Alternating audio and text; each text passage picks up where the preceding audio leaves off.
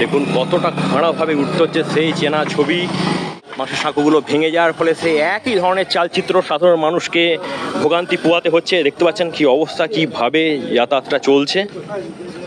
আপাতত পশ্চিম মেদিনীপুর থেকে চলে এলাম হুগলির ধান্যঘড়িতে। আর যেটা দেখানোর সেই আশা সেতু, বাঁশের সাঁকো দেখতে পাচ্ছেন, সেই টিকিট কাউন্টার আর ঘরটির অস্তিত্ব এখনও দেখতে পাচ্ছি, বাট সাঁকোটা নাই। আর তার ফলে সত্যিকারেরই মানুষের নিত্যদিন যাতায়াতের ক্ষেত্রে রীতিমতো সমস্যার মধ্যে পড়তে হয়। তাই না, একটা রিস্কি, খুব ঝুঁকিপূর্ণ একটা যাত্রা এই ধরনের পরিবহন। তো আমরা সেই তিমিরেই পড়ে আছি। প্রিয় বন্ধুরা, সন্ধ্যা হয়ে আসছে, অন্ধকার তার সঙ্গে সঙ্গে নেমে আসছে। আর জুন মাসের শেষের দিকে একটা ছোটোখাটো বন্যা হয়ে গেল। আর দেখুন এই মুহূর্তে খেয়া পারাপার কীভাবে চলছে। হরিশপুর বন্দর খেয়াঘাট, খুব পরিচিত খেয়াঘাট, লক্ষ লক্ষ মানুষের যাতায়াত এই ঘাট এবং এর পরেও আর কয়েকটা ঘাট রয়েছে। মানুষের একমাত্র ভরসা হচ্ছে এই ধরনের ভুটভুটি নৌকা বা সাধারণ নৌকা। সেই চালচিত্র তুলে ধরছি, একদম চেনা চালচিত্র এখানকার। দীর্ঘদিনের বঞ্চনা, অনুন্নয়ন, আর তার শিকার হচ্ছে সাধারণ মানুষ। একদম দেখিয়ে দিচ্ছি লাইভে। আপনারা রয়েছেন আমাদের ইউটিউব চ্যানেল এবং ভাষাপোল ফেসবুক পেজেতে। বন্ধুরা, হরিশপুর বন্দর খেয়াঘাটে এলাম। আর সেই পরিচিত যে সাঁকোটা ছিল, যেটা 3-4 মাস আগে হয়েছে, এই মুহূর্তে দেখতে পাচ্ছেন নাই। আর দেখুন সেই আগের চিরাচরিত প্রথা, ভুটভুটির মাধ্যমে এপার থেকে ওপার যাতায়াত, যাত্রী পরিবহন চলছে এবং কতটা রিস্কি দেখতে পাচ্ছেন।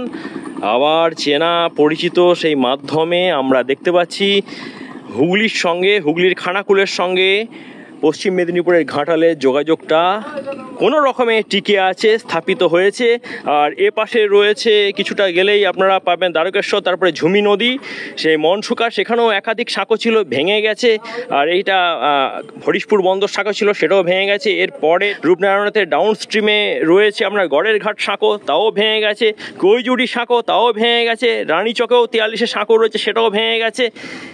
যেটা বন্ধুরা এক্সপ্লোর ইউটিউব চ্যানেল এবং ভাষাপোল ফেসবুক পেজ যেটা বলে, এখান থেকে সামনেই রূপনারায়ণের উৎপত্তি হয়েছে। আর তারপরে 40 কিলোমিটার, 1 কিলোমিটার 2 কিলোমিটার না, 40 কিলোমিটার কোলাঘাটে একমাত্র ব্রিজ রয়েছে, যেটা হাওড়া এবং পূর্ব মেদিনীপুরকে কানেক্ট করেছে। আর তারপরে এই যে এত বড় কোর্স, নদীর যে প্রবাহ পথ, যে কোর্স, তার উপর একটা ব্রিজ নাই।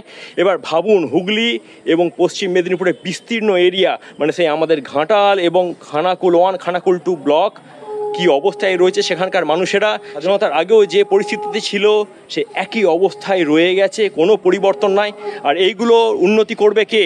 সাধারণ মানুষ? নিশ্চয়ই না। সাধারণ মানুষের দ্বারা নির্বাচিত যে জনপ্রতিনিধিগণ, তাদের করা দরকার। কিন্তু হুঁশ তো ফিরছে না, সে একই অবস্থায় পড়ে রয়েছে। একটা ব্রিজ দরকার। আর এই ব্রিজটা হলে শুধুমাত্র হুগলি পশ্চিম মেদিনীপুরের মধ্যেই না, পুরো পশ্চিমবঙ্গের যোগাযোগের মানচিত্রটাই চেঞ্জ হয়ে যাবে।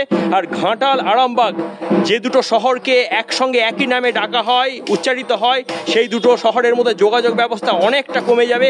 ঘাটাল থেকে পাঁশকুড়ার দূরত্ব যেমন 30 কিলোমিটার, তেমনি ঘাটাল থেকে আরামবাগের দূরত্ব 30 কিলোমিটার হয়ে যাবে। তো এইগুলো করবে কে? এটাই হচ্ছে বড় প্রশ্ন। আর কবে হবে? আঞ্চলিক উন্নয়ন এবং বৈষম্যকে তুলে ধরে আমাদের ইউটিউব চ্যানেল এবং ভাষাপোল পেজ। আমাদেরকে সাপোর্ট করুন, সাবস্ক্রাইব করুন, এগিয়ে চলুন।